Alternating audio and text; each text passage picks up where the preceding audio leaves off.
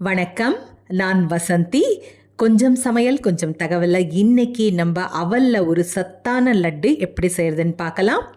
முதல்ல நான் தட்டையாக இருக்க அவல், சுத்தமான அவல், இது கடையில் வாங்கிக்கலாம். இப்போ சுத்தமாக அவல் கிடைக்குது நமக்கு, அதை பார்த்து வாங்கிக்கணும். இந்த தேக்கரண்டியில் ஒரு தேக்கரண்டி முழுக்க நெய் நான் சேர்த்துருக்கேன்.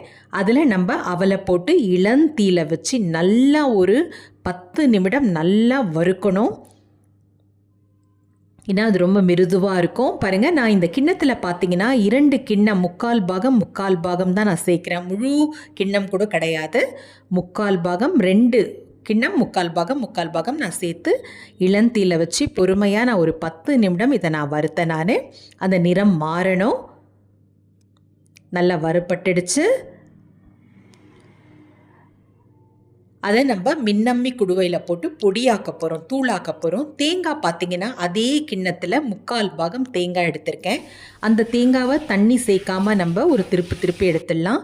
வெல்லம் பார்த்திங்கன்னா 1 கிண்ணம் வெல்லம், அதாவது நாட்டு சர்க்கரை நான் சேர்க்குறேன். பனை வெல்லம், ஏலக்காய் தூள் சேர்த்துட்டேன். 1 கிண்ணம் முழுக்க தண்ணி சேர்த்து, அது காணொலியில் காட்டுறது கொஞ்சம் தவறிடுறேன். மில்க் மேட் இருக்கு இல்லையா, அது 2 தேக்கரண்டி நான் சேர்க்குறேன். அதனால் வெல்லம் பார்த்திங்கன்னா எந்த கிண்ணத்தில் அவல் எடுத்தனோ அதே கிண்ணத்தில் 1 கிண்ணம் அந்த பனை வெல்லம் சேர்த்துருக்கேன். தண்ணி 1 கிண்ணம் சேர்த்துருக்கேன். 2 தேக்கரண்டி அந்த பெரிய தேக்கரண்டியில் மில்க் மேட் சேர்த்துருக்கேன். ஏன்னா லட்டுக்கு ரொம்ப சுவையை கொடுக்கும். இதை நல்லா நம்ம கலந்து விட்டுப்போம். அந்த மில்க் மேட், அந்த வெல்லம் எல்லாம் கலந்த பிறகு இந்த பொடிச்சாச்சு அவலை நல்லா பொடிச்சாச்சு. அந்த அவலை நம்ம இப்போ அதில் சேர்த்துப்போம். நம்ம அவல் பாருங்கள், மின்னம்மை குடுவையில் நான் பொடியாக்கிட்டேன். கொஞ்சம் கரகரப்பாக தான், ரொம்ப இது மிருதுவாக இல்லை, கொஞ்சம் கொரகொரப்பாக நம்ம அதை நல்லா கலந்து விட்டுப்போம். தேங்காயை ஒரு மின்னம்மை குடுவையில் போட்டு அதை நல்லா ஒரு திருப்பி எடுத்திருக்கேன், தண்ணி சேர்க்காமல். இதை நல்லா கலந்து விடுவோம். அந்த வெள்ளை கரைசலில் இது நல்லா வெந்து கொடுக்கணும். அந்த அவல் இல்லையா, நம்ம வறுத்தாலும் அது கொஞ்சம் நல்லா மிருதுவாக வேகணும். சாதா வெல்லம் விட நீங்கள் இந்த மாதிரி பனை வெல்லம் சேர்த்து செஞ்சிங்கன்னா ரொம்ப சத்து. குழந்தைங்களுக்கும் சரி நமக்கும் சரி நல்ல சத்தான ஒரு லட்டு சாப்பிட்ட மாதிரி இருக்கும். உடம்புக்கும் கெடுதல் கிடையாது, நல்ல சுவையை கொடுக்கும். இது நல்லா கலந்து விட்டுமோ, இது உருண்டைகள் எல்லாம் கட்டாது, நல்லாவே இருக்கும். கலந்து விட அழகாக மிருதுவாக ஒன்று சேர்ந்துடும். இது அவல் ரொம்ப உடம்புக்கு நல்லது. நமக்கு நான் ஏற்கனவே நெய் இன்னுமே ஒரு தேக்கரண்டி சேர்க்குறேன். அரிசிக்கு பதில் ஒரு மாற்று உணவு பார்த்திங்கன்னா நமக்கு அவல் தான்.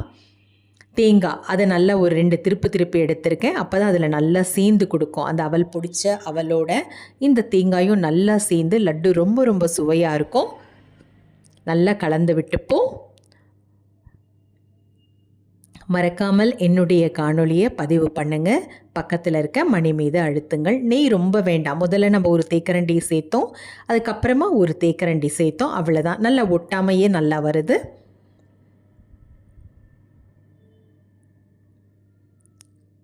பனை வெல்லம், அவல், தேங்காய், ஏலக்காய் தூள், அவ்வளோதான். 4 பொருட்கள் வச்சு ரொம்ப எளிமையாக செய்யக்கூடிய லட்டு இது.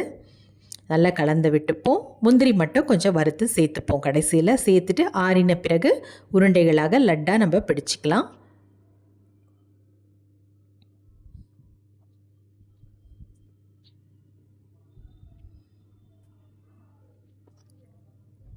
போரும். இந்த பதத்துக்கு வந்த பிறகு நமக்கு ஆறின பிறகு அழகாக வந்துடும். இப்போ முந்திரி வறுத்து அதில் சேர்த்துருவோம். சேர்த்துட்டு நல்லா ஆறின பிறகு கைகளில் லேசாக நெய் தொட்டுட்டு நம்ம அப்படியே லட்டு பிடிச்சிக்கலாம். நெய் தொடலைன்னா கூட பரவாயில்லைன்னா அதுலேயே கொஞ்சம் நெய் இருக்குது நமக்கு. முந்திரி குறைவாக தான் நான் போட்டிருக்கேன். உங்களுக்கு வேணும்னா இன்னுமே நீங்கள் அதிகம் போட்டுக்கலாம். இப்போ இதை சிறிய லட்டுகளாக நம்ம பிடிச்சிக்கலாம். அவ்வளோதான், அவல் லட்டு நல்லா தயாராகிடுச்சு. ரொம்ப சுவையாக இருக்கும், ரொம்ப சத்தானதும் கூட. வெளியே கடைகள்லேருந்து வாங்கி சாப்பிட்றத விட வீட்டிலேயே இந்த மாதிரி சுலபமாக செஞ்சு நம்ம சாப்பிட்டோம்னா நம்ம ஆரோக்கியம் சிறப்பாக இருக்கும். மீண்டும் சந்திப்போம். நன்றி, வணக்கம்.